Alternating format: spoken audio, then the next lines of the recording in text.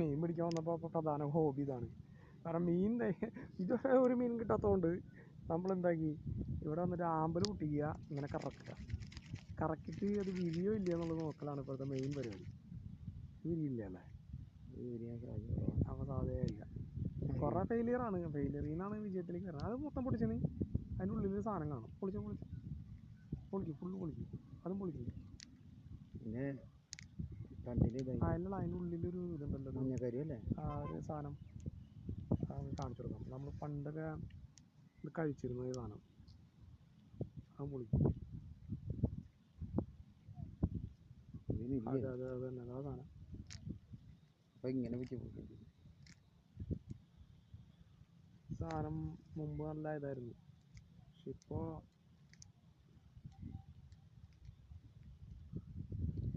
ഇത് കഴിച്ചിരുന്നതുകൊണ്ട്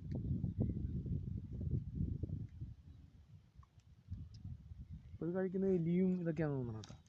എലിയൊക്കെ വന്നിട്ട് ഇപ്പോൾ കഴിക്കുന്നത് ആണ്ടാ ഈ സാധനം. ഇപ്പോൾ വിശ്വസിച്ച് കഴിക്കാൻ പറ്റില്ല. ഇതാണ്ട്